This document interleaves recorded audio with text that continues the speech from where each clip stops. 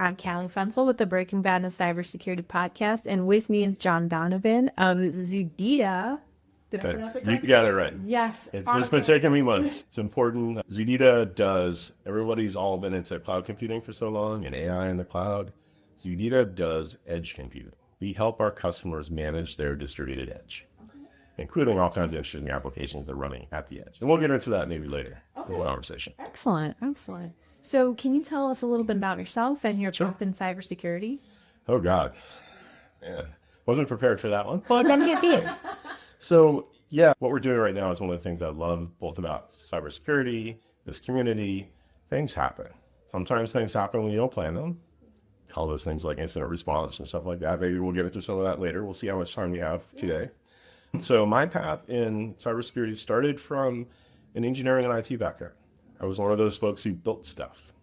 I got to build a Schottky transistor in a clean room one time, just as a thing going on. Got to build actual hardware and things like that as a student. You do that long enough, and now it's time for software. Now it's time for management. And God, I'm going to date myself for a little bit, but 20 plus years ago, I had my first kind of security focused project. So I was at a company called Xilinx, which makes programmable logic. They're now a part of AMD. There used to be two main programmable logic companies. There was Xilinx, there was Altera, and now they're owned by Intel and AMD, respectively. So we had this brilliant engineer who took our shrink wrap software, which you would install on your PC, whatever, and said, let's put this on the internet. And he went and said, hey, look, I did this whole thing, and you can use this now to fit a design from a competitor's chip into our chip. So they called it WebFitter. I looked at this and I was like, hey, it functions really well. What if I change that URL and put customer ID 002 instead of 001? Wasn't quite that simple. But that was the start of my real kind of career into security, application security, understanding what you need to do on the web to secure things. What can you tell us is the number one concern for you right now, cybersecurity wise? Like what keeps you up at night? Sure. I hate to say the AI words again. We've had different types of machine learning, artificial intelligence for decades. Some of that is just putting it into a chat interface. Some of that is building these models that people are using. That's definitely a concern. And I'm concerned not just for like my corporate environment, what we're doing in ZEDEDA and other companies where I know people who run security programs, but I'm really concerned about my mom, because now someone much more easily can maybe fake her out. Yeah. And maybe for the moms and grandmas and dads and whatever of people who don't have that kind of situational awareness and understanding what's going on with this. Did you go to ShmoocCon this year? I did not. That's one of the bucket list things. I know we're going to talk about BSides, but yeah, ShmoocCon is definitely on my bucket list. The reason I bring it up is because somebody did a really great, funny talk that was called OPSEC for Grandma. That sounds awesome. It was as awesome as it sounds. So the title alone is, he packed the room. I mean, just like with that title alone, but it was a really informative presentation about like how to help that generation be more adept at understanding like what could be a potential scam.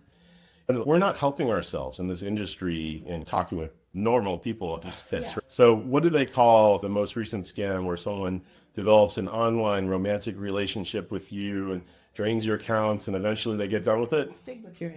Come on, man.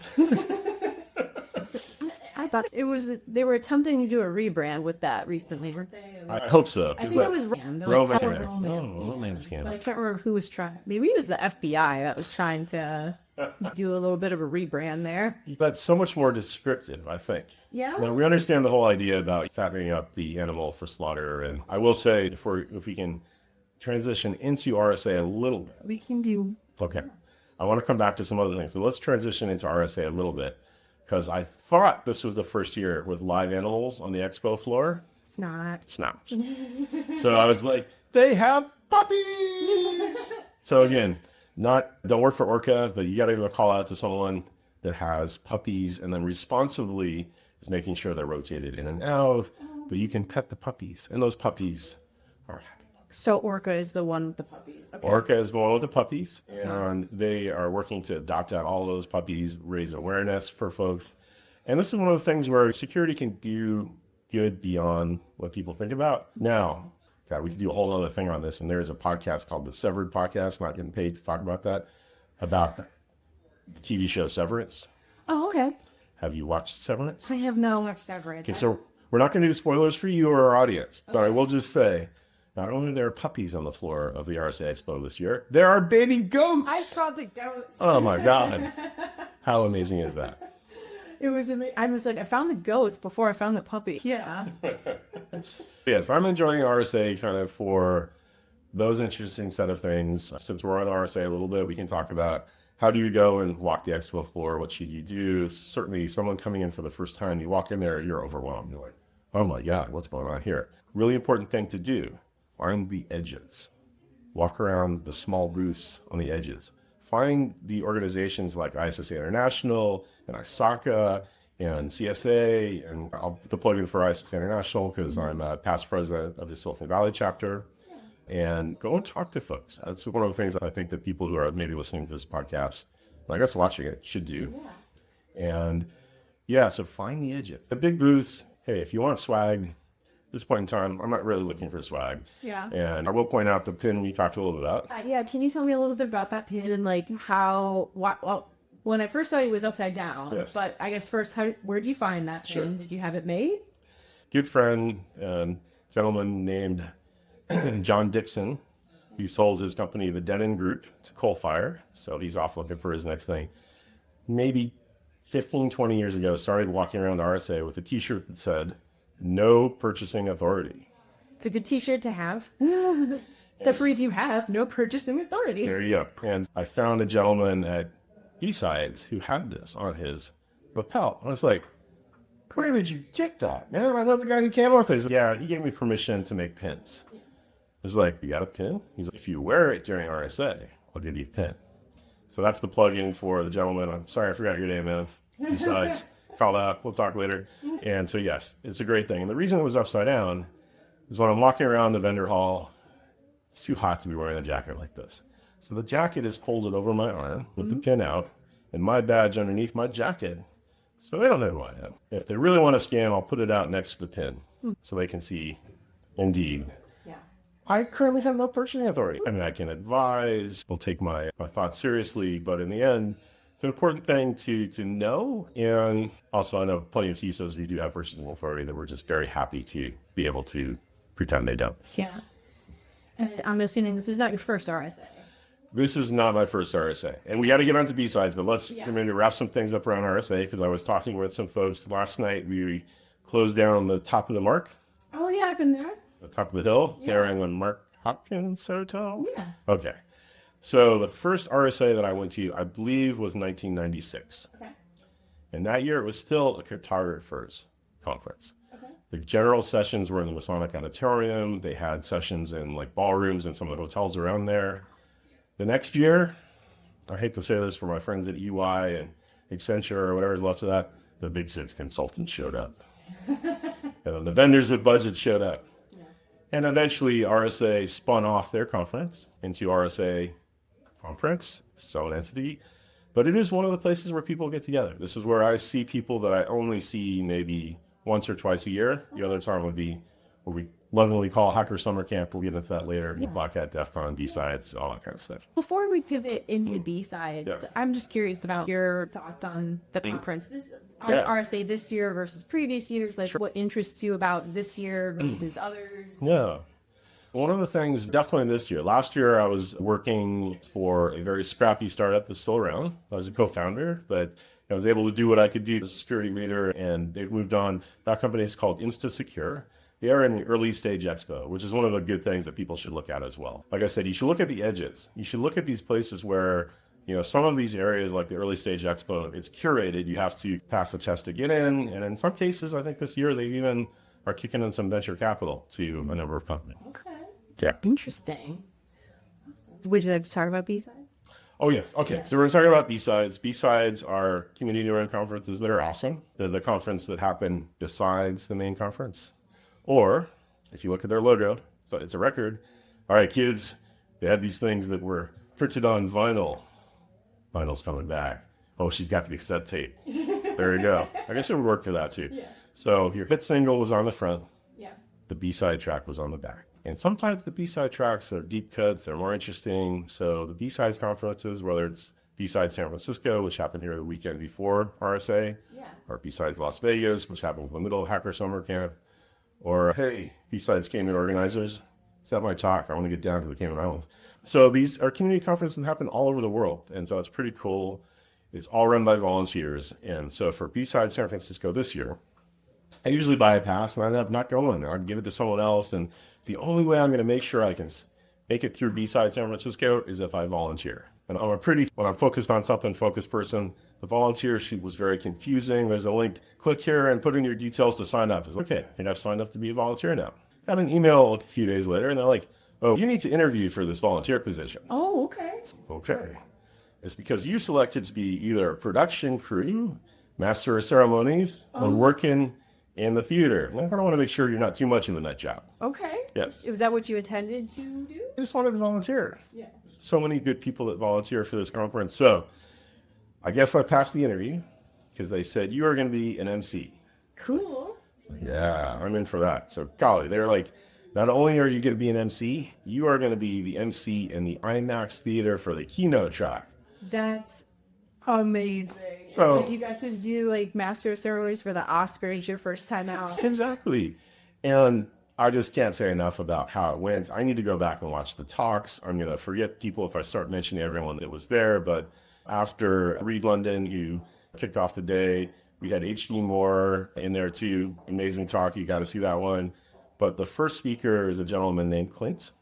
Clint Gibbler. Yes. Yes. Clint Gibbler. So Clint had in his talk the fact that if you are on Saturday Night Live 5 times, Club. they give you a smoking jacket for the 5 timers club. So night before BSides, I'm getting myself ready. I got my rental, top hat and tails. All right, so we skipped past that. So I was like, hey, if you're gonna step up your game, I'm gonna curl up these mustaches and I'm gonna find myself a tuxedo tails and top hat, and I will be your ring master of ceremony. You brought your A game to B-sides. Had to bring my A game. You gotta support BSides. I like how you did that, Colin. Thank you. And yeah, so it was amazing. And again, I'm fanboying all over the place, trying to not look too crazy. And for all those folks that feel like you have imposter syndrome, if you see a swan gliding across the pond, you looked under the pond, the feet are doing this. Right. So just put your smiling face on and you got it covered. It's great feedback. A bunch of folks, I had to silence all of the instant messaging and all the kinds of things like that so that I could actually be present. And I would say it was an amazing experience. Love to do it again, BSides SF. But achievement unlocked, and I feel I hacked myself onto the main stage of BSides San Francisco. You did. Since this is the Breaking Badness podcast. Yeah. I think it was a pretty, not such a bad hack, but I got there via the volunteer track. So if you want to speak at a conference, volunteer first. First of all, they'll get to know you. That might help you in the selection process, but you might just get what I got this year. It's not like I've been a 10-year volunteer with BSides. Helped them out over 10 years ago, been a supporter. Like you said, I had to bring my A game to BSides as the ringmaster of ceremony and really enjoy it. That's so cool. What talks did you enjoy there? Were you only in the... I was only in that room. What did you see? Can you tell us about it? The talks are amazing. Like I said, I'm going to forget some folks, but you need to go and watch the YouTube videos they'll post from BSides if you weren't able to make it. It's one of the great things that most BSides organizations do is they make the content publicly available. We had H.D. Moore, I think this year is the first year he's been speaking publicly in over 12 years. Okay. And he was talking about what he called entering the SSH multiverse. Okay. So this is just how you can get on computers over the internet still using SSH, and you can fingerprint them. And so that was an amazing one.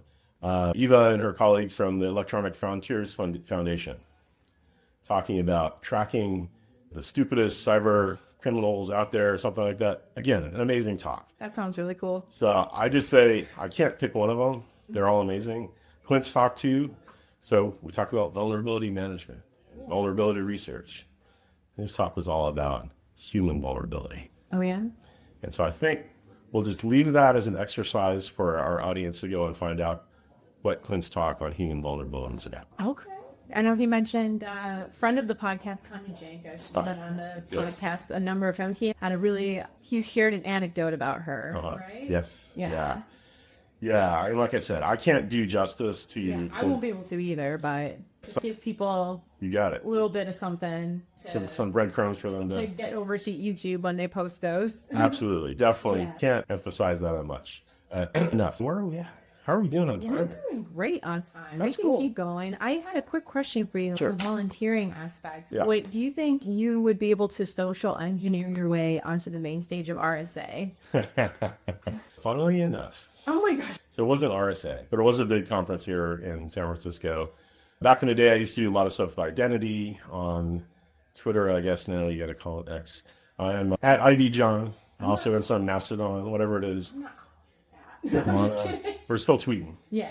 We're still tweeting. They used to call the Mastodon post tweets. I don't like that. I don't like it either. So, yeah. So anyway, the reason I have that handle is I do a lot of identity and access management stuff. Oracle acquired some great companies doing identity access management. And at the time, they asked me to record something on video as well. And so I ended up during one of the keynotes at Oracle Open World. So I've never been on the main stage for RSA, but I was one of the video recorded testimonials. I believe it was Thomas Kurian who was speaking at the time. Oh crap, gotcha. What else is on your list? You're the one that prepped a list. Oh for boy, me. that's right. Okay, so we got to talk about Hacker Summer Camp. Let's talk about Hacker Summer Camp. There we go. So you were telling me before that you went for the first time last year, right? Yes, and I had COVID and I didn't know it yet. Oh. I did a bunch of these interviews at Black Hat last year, so I thought, I'm just losing my voice. And it's 115 degrees outside, and I'm dehydrated, and I'm like, that's all it is. And I'm like, no, I was steadily going downhill all week. So when we talk about Black Hat DEF CON, I have to do a call out to Himanshu Dwivedi and Alex Stamos. They're the guys who got me to go to Black Hat DEF CON for the first time. Maybe it was DEF CON 7 or 8, maybe 6. I'm not entirely sure. I know it was long enough ago that it's before my daughter was born. Because 2 years ago, my wife came out with I'm getting kind of emotional here. Getting verklempt. Verklempt, yes indeed. RSAC International named me a distinguished fellow. And so there's only a few people that do that every year. This class, it was me, it was Jimmy Sanders, some other amazing folks. I don't remember all y'all call out to the distinguished fellows. And so that was really exciting. My wife came to Vegas for the first time in over 20 years. She hates the heat. And she went to one of the early DEF CONs. She kind of knew what that was about. So anyway, Black Hat, ISSA International, great group. Usually a bunch of things are going on. But as everybody really knows, during Hacker Summer Camp, you got to go to DEF CON. Not jumping over you BSides Las Vegas. You do some good stuff. But if there's only one conference you can go to during Hacker Summer Camp, if you're not going for work, which is usually what happens for Black Hat, if you're not sponsoring something at BSides Las Vegas, that's a great place actually to find up-and-coming security engineers and other professionals. It's a great place to do recruiting, so definitely check out BSides for that. But yeah, DEF CON. So the year they made me Distinguished Fellow for ISSA International, I was almost more proud of the fact that later in the week, from being a volunteer with the Packet Hacking Village and the Wall of Sheep, amazing group of folks that put on effectively a mini conference in a very large conference versus DEF CON. So Packet Hacking Village and Wall of Sheep, we're on video, so I get to go and do this. There's the Wall of Sheep logo. Oh, and I can see it. Excellent. They said you get to be a shepherd, which means you're a staff. So I got to get a village badge finally that year, which was amazing. Awesome. I've actually helped build badges at DEF CON last year, Yeah. which is fun. And even though the venues changed, DEF CON's moved around, I would say for anyone out there that really wants to understand different things about cybersecurity, go to DEF CON, pick some areas to look at. You have everything from the social engineering village back to what we're talking about with kind of Granny and the fact that people are scamming them, unfortunately. You've got that village, social engineering village. You got the original village, which is the lockpick village. Yeah. Call out to the folks that were there. And so many things that you can do. Go out there. Everyone will be friendly, even though some of them look a little scary. They may have longer beards than mine or other accompaniment or antennas poking out of their backpacks. Back up your phone and patch it first. But it's a pretty safe place to be. Oh, yeah, for sure. Yeah, I felt good being there. I felt like people built it up to be way scarier than it actually was. I'm like, I felt like it was a friendly place. Yeah. And like the reviews I got were, leave your credit card in your room and Yeah. maybe get a burner phone. I'm like, do I have to? I guess that kind of comes down to maybe a last topic we hit, unless there's anything you want to do, which is a lot of this all comes down to what is your threat model? And threat modeling is something that's really important to do. Just came from a lunch with a number of CISOs and security leaders, including Brooke Schoenfield, who's written many books on threat modeling. And you got to understand what things look like. So if your threat model is Mossad, if the Mossad's after you, you're screwed. So where are you on that spectrum from I'm totally safe, no one knows who I am, to you're being attacked by folks that can really get into almost anything? Figure out where you are along that path. Yeah. And I definitely feel conferences like this, again, you got to keep your situational awareness around you. Yeah. You're more likely to run into a problem in Vegas with people that are not part of the conference than you are with the people at DEF CON. Gotcha. John, is there anything you'd like to leave us with before we exit today? So I guess the last plug I got to put in is I got to start my own podcast last year with an awesome producer and co-host. His name's Steve Tout. So check out the Candid CISO podcast. That's the last thing I'm leaving people with. Awesome. Definitely want to check that out. Maybe there could be some cross-pollination. Who knows? We don't know. We don't know. Could happen. Could happen. But thank you very much, John. I'm just feeling very blessed to be able to come and join you on this podcast. And I'm looking forward to seeing it out there. And have a great rest of your show. I'm going to see if I can see the goats again before I get. You really should. Yeah. So I'm going to try and see the puppies now that I know where they are. Oh, yes. The orca puppies, definitely. But they're just puppies. They're not orca puppies. Yeah. Cool. John, thank you so much for being here. We'd love to have you again sometime. This was a fun conversation. Thank you so much. Absolutely. Awesome. Thank you. Thanks, everybody. That's about all we have for this week. You can find us on Twitter @DomainTools. All of the articles mentioned today will be included in our blog post, which can be found at blog.domaintools.com. Catch us every Wednesday at 9 a.m. Pacific Time when we publish our podcast and blog. That's it for this week. We'll see you again next week on another episode of Breaking Badness. Until then, remember, don't drink and click.